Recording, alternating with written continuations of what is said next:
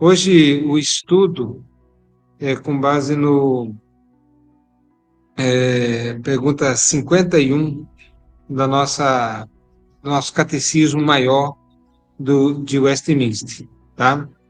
E a pergunta é o que foi o estado da exaltação de Cristo. E o estado de exaltação de Cristo compreende a sua ressurreição, a sua ascensão, o sentar-se à direita do Pai e a sua segunda vinda para julgar o mundo. Então, é isso que envolve o estado de exaltação de Cristo. Tá?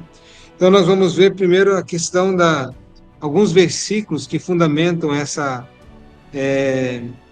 a tetra característica da exaltação de Cristo. Tá bom? Então, percebam que duas envolvem no tempo passado, a ressurreição e a sua ascensão. Cristo subiu aos céus, Cristo, Cristo ressuscitou e subiu aos céus. Uma outra característica no seu estado presente, está sentado à direita de Deus Pai Todo-Poderoso. E a quarta característica do estado de exaltação de Cristo é de a sua segunda vinda, de onde há de vir para julgar os vivos e os mortos. Portanto, a sua segunda vinda e o julgamento final. Então, nós veremos aqui alguns versículos que falam sobre esse estado de exaltação de Cristo.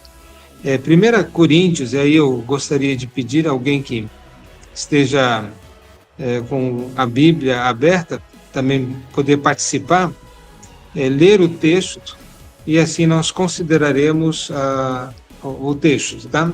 1 Coríntios, capítulo 15, verso 4. 1 Coríntios 15, 4. E que foi sepultado e que ressuscitou ao terceiro dia, segundo as Escrituras. Ok. Sempre devemos lembrar de que nada aconteceu por um acaso, ou aleatoriamente as coisas foram acontecendo. Todas as coisas que aconteceram de acordo com aquilo que havia sido escrito. Então, a palavra de Deus já nos fala, por meio dos profetas, acerca do servo sofredor e de que aquilo que haveria de acontecer com ele, como ele morreria, mas também, ao mesmo tempo, de que ele não ficaria na morte. Então, tudo foi para que se cumprisse as Escrituras. Então, nos diz aqui, né, como nós vemos, que foi segundo as Escrituras. Então, tudo foi conforme a palavra de Deus.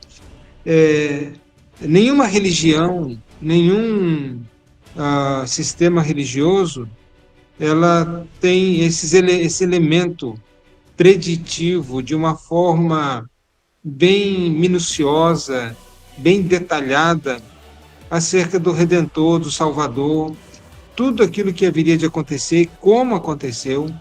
De fato, isso nos dá aquela segurança de que, primeiro, a palavra de Deus a Bíblia é a palavra de Deus. Ela é inerrante, infalível, autoritativa, né? E é digna de toda a aceitação e de todo crédito. Então, assim como Deus havia falado no passado, assim também aconteceu. E nos diz também que ele foi sepultado, ele morreu, segundo as Escrituras, né? Foi exatamente como havia sido predito, sua morte, seu estado de humilhação, que nós já vimos, já consideramos, mas também que o seu corpo não ficaria na morte. Então, nos diz, ressuscitou ao terceiro dia, novamente, segundo as Escrituras. O próprio Senhor Jesus Cristo já havia falado acerca da sua ressurreição. Ele fala acerca, inclusive, usando o profeta Jonas como um exemplo, né, daquilo que haveria de acontecer. Que, assim como Jonas, ele também passaria 3 dias, né, no centro da terra e depois ressuscitaria. Assim como Jonas passou três dias lá no ventre do grande peixe. Tá? Então, tudo conforme as Escrituras. O tempo, inclusive, né, da morte do Senhor Jesus, o tempo que ele passou morto, nada é aleatório. Então, tudo é segundo as Escrituras. Mas aqui nós vemos, portanto, a ressurreição de Cristo, o estado de exaltação que envolve a ressurreição de Cristo. Em segundo lugar, que envolve a ascensão de Cristo. Então, nós vamos ver Atos, capítulo 1, verso 9 ao verso 11. Atos 1, verso 9 a 11. Tendo dito essas palavras, foi Jesus elevado às alturas enquanto eles o contemplavam, até que uma nuvem encobriu da vista deles. E aconteceu que, estando ele com os olhos fixos no céu, enquanto ele subia, surgiram junto dele 2 homens vestidos de branco, e que lhes comunicavam: Homens galileus, por que estáis contemplando as alturas? Esse Jesus, que dentre vós foi levado ao céu, retornará do mesmo modo como o viste subir. Ok. Obrigado, Daniel. Então, nós vemos aí a ascensão de Cristo. Subiu aos céus, né, do qual nós confessamos no credo niceno, subiu ao céu e está à direita de Deus Pai Todo-Poderoso. Então, o estado de exaltação de Cristo envolve também a sua ascensão. Ele foi elevado, e isso não foi uma coisa secreta, no sentido, ninguém viu, não houve testemunhas, ninguém soube, só foi relatado, só foi escrito. Não. Cristo subiu à vista de uma multidão. Então, muitos presenciaram a ascensão de Cristo. E o Cristo ressurreto, é claro, né? Viram, Jesus ele se manifestou várias vezes, né, entre o período da Páscoa, que foi quando foi crucificado, e o dia do Pentecostes, que eram 50 dias depois da Páscoa. E nesse ínterim, Jesus ele se apresentou várias vezes aos discípulos, né, ele ressurreto, inclusive, corporalmente, né, visivelmente, fisicamente, não foi uma emanação, não era um espírito ali, era realmente uma ressurreição corporal, e a ascensão que aconteceu 10 dias antes ali do dia do Pentecostes, mas com uma multidão que estava contemplando Jesus. Então, essa questão histórica, essa questão de que foi visto, foi observado, isso tudo é muito importante na questão do cumprimento das Escrituras. Então, não tem nada aqui em oculto, né? É claro que nós hoje fundamentamos a nossa tudo que nós cremos, né, realmente naquilo que foi falado, revelado, escrito, né, mas aquela primeira geração lá presenciou e testemunhou desses fatos todos, a tal ponto que eles estavam dispostos a morrer por aquilo que eles estavam dando testemunho. Mas o terceiro questão que demonstra o estado de exaltação de Cristo é o fato de que ele se assentou à direita de Deus Pai Todo-Poderoso. Então, Efésios, capítulo 1, o verso 20. Que manifestou em Cristo, ressuscitando-o dentre os mortos e pondo à sua direita nos céus. Uhum. É claro que, posicionalmente, ao dizer que Cristo está sentado à direita de Deus Pai Todo-Poderoso, questionamos aí a questão se Deus tem um lado direito, se Deus é espírito, se Deus é transcendente, se Deus é onipresente, e Deus está em todos os lugares. Como que Cristo pode estar assentado à direita de Deus Pai? é que esse é uma linguagem que fala sobre ele de fato estar sentado num lugar onde ele governa todas as coisas, tem o domínio sobre tudo, onde todo joelho se dobrará, toda língua confessará, ele é Senhor, Senhor sobre tudo e sobre todos. Não há nada que aconteça na história da humanidade que o Senhor Deus não tenha o controle e o domínio, embora tudo aquilo que aconteça já está profetizado, inclusive, como seria o final dos tempos e o reinado do anticristo, a vinda, a manifestação do falso profeta, do anticristo. Não há nada, absolutamente nada que esteja fora de ordem, demonstrando o controle e o domínio de Cristo sobre todas as coisas. E o fato de estar à direita é um lugar de autoridade, né? Sempre devemos lembrar disto. É um lugar, Jesus está posicionado num lugar de autoridade. E está junto com Deus, né? Sim. Essa questão, né, de Jesus estar sentado à direita do Pai, foi uma das formas grandes debates, né, no início do cristianismo, né, que só foi ser resolvido ali naquele concílio de Trento, sobre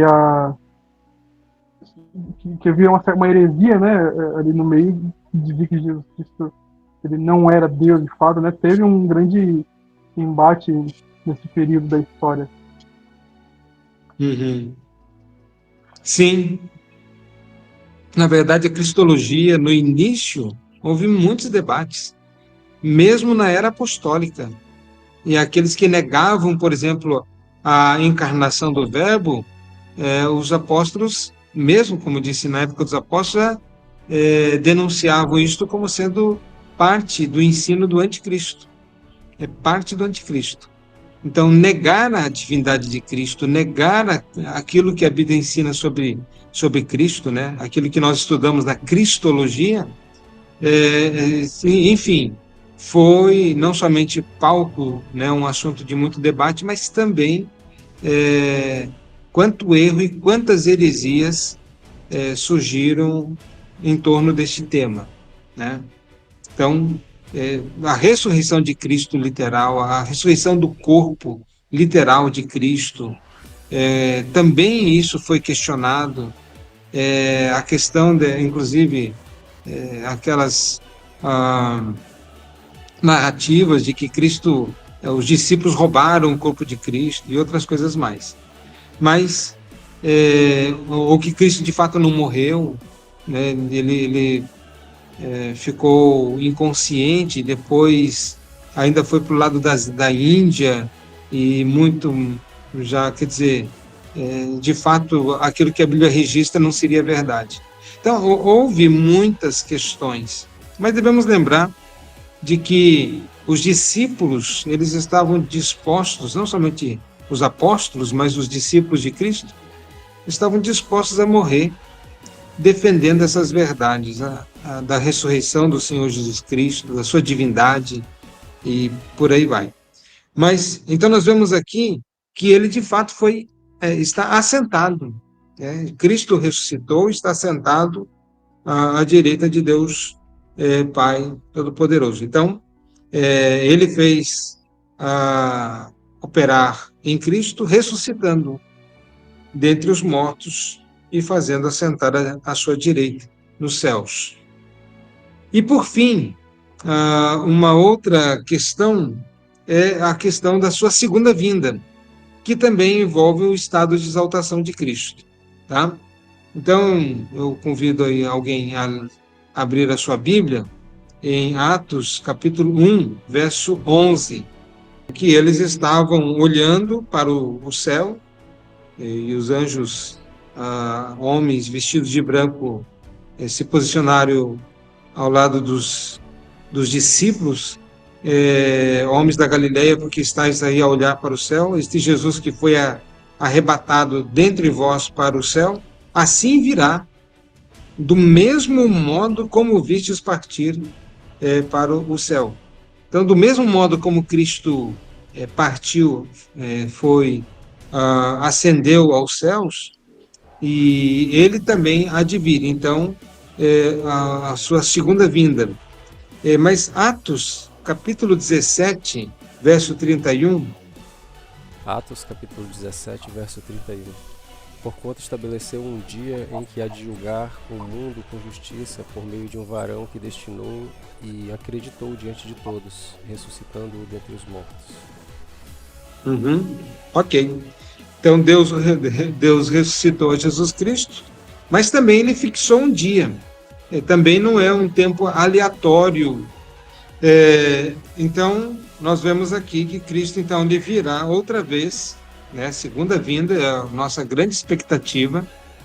Nós não sabemos nem o dia nem a hora, mas sabemos que esse dia já foi fixado.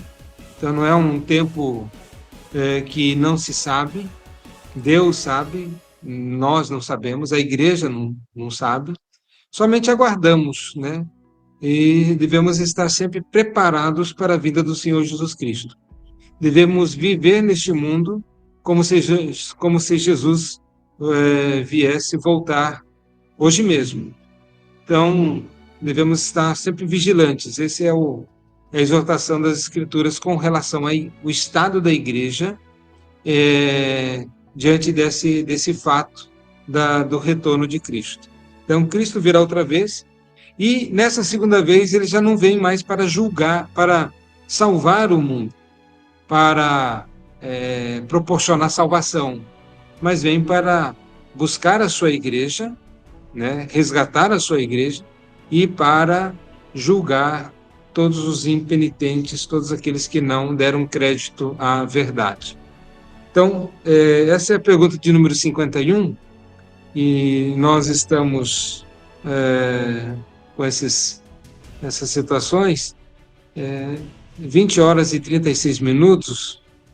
Eu não sei se nós entraríamos na pergunta de 52, porque ele envolve bastante textos, mas vamos deixar aqui, pelo menos ler uma parte da questão, da pergunta número 52, que diz: como foi Cristo exaltado na sua ressurreição? Agora, como que vamos ver de modo mais específico a exaltação de Cristo na sua ressurreição. Lembrando que tem a ressurreição, a ascensão, o estar assentado à direita de Deus Pai e o seu retorno e julgamento.